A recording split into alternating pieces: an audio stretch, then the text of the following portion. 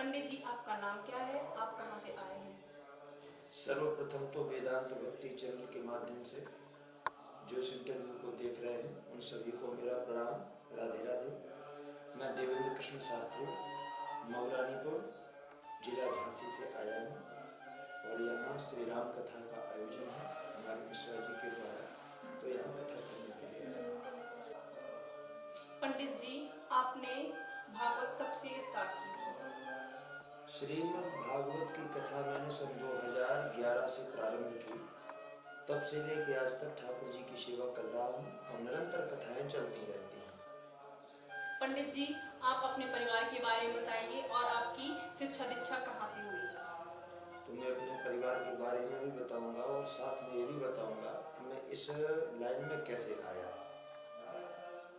मेरा जन्म जिखनगांव जिला निवाड़ी में हुआ था और मेरे पिताजी पंडित कर्म करते थे। मेरी 4 बहनें और 2 भाई, जिसमें बहनों से 4 बहनों के बाद मैं ही भाई हूँ। इसके बाद गांव से ही लगा हुआ टेहर का पड़ता है, वो भी जिला निवाड़ी में आता है। वहाँ से हमारा हाई स्कूल इंटर हुआ। इसके बाद मैं पूना पहुँच गया।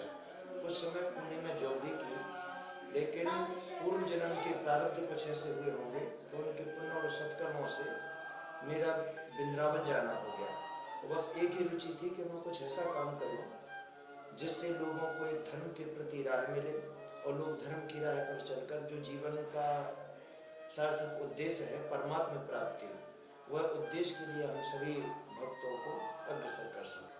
पंडित जी, आपका माहेरा आना कैसे हुआ? हुआ यूँ कि मैं भोपाल में पहुंच गया था। 9 तारीख से वहाँ मेरी कथा थी भोपाल में, 18 तारीख तक वहाँ रहा। इसके बाद इन्होंने संपर्क किया कि आपके पास यदि समय हो तो 21 तारीख से 27 तारीख तक राम कथा के लिए आप आइए।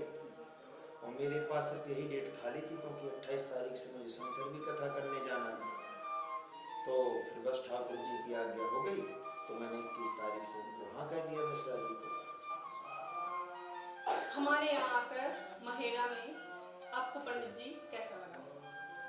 मुझे यहाँ आकर के अपनी संस्कृति का ज्ञान हुआ और यहाँ से जुड़े हुए लोगों से, जो जमीन से जुड़े लोग हैं, उनके अंदर छल कपट द्वेष पाखंड ये कुछ नहीं होता है।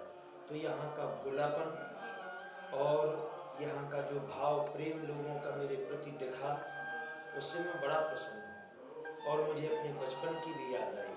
बहुत अच्छा लगा। पंडित जी, आपके गुरु कौन हैं?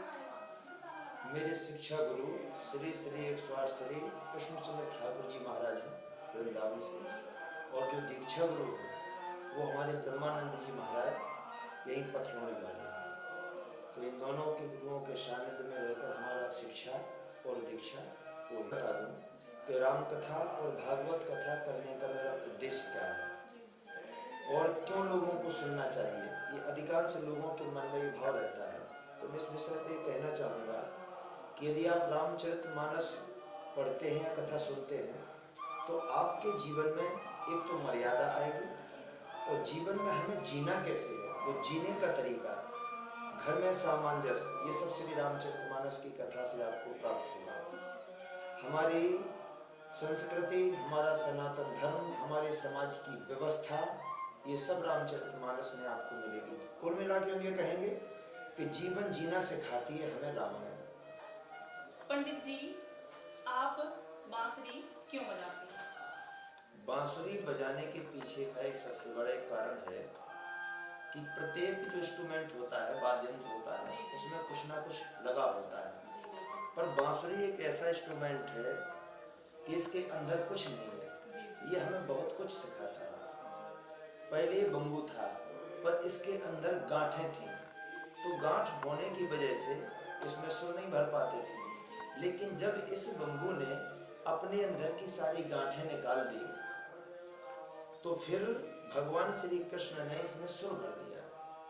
मतलब इससे हमें ये शिक्षा मिलती है कि यदि जीव रूपी बम्बू अपने अंदर की विकारों रूपी गांठों को यदि निकाल देता है तो भगवान श्री कृष्ण उस जीव को बांसुरी बनाकर अपनी कृपा के सुर भरकर और आनंद की लहरों में दौड़ाएंगे। जी जी। हाँ, तो बांसुरी इसलिए मुझे प्रिय है।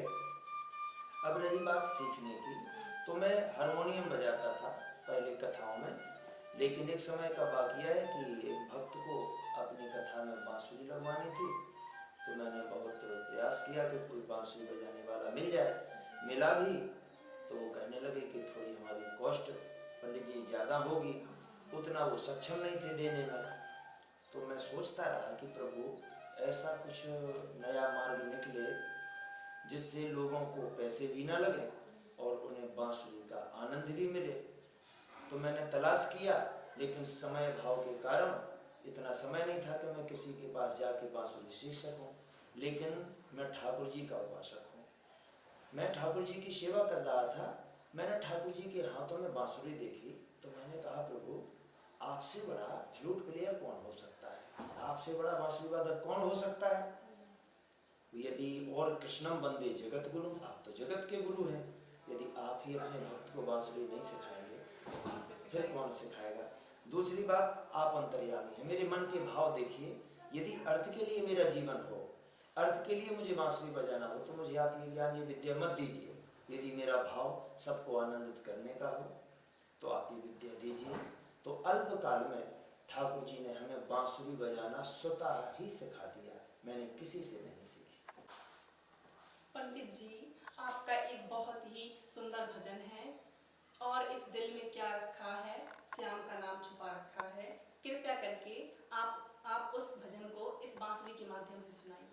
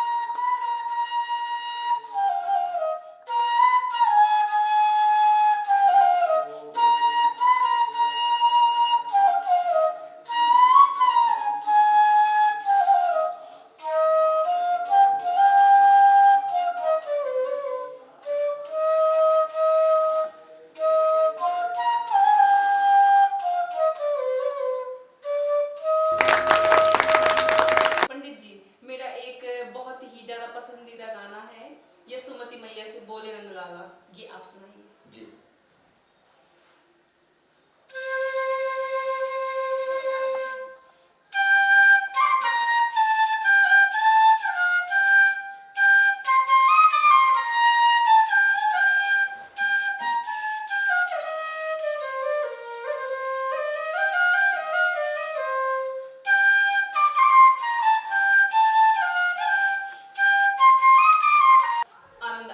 देखिए, आपने दुआग्रह किए भजनों के, मैंने दोनों को सुनाई, लेकिन हमारे प्रभु श्री राम राजा अयोध्या धाम में अपने भवन में पहुंच चुके हैं।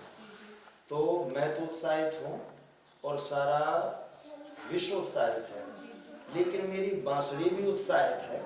तो ये दो शब्द कहेगी अपने प्रभु श्री राम के लिए, ठीक है।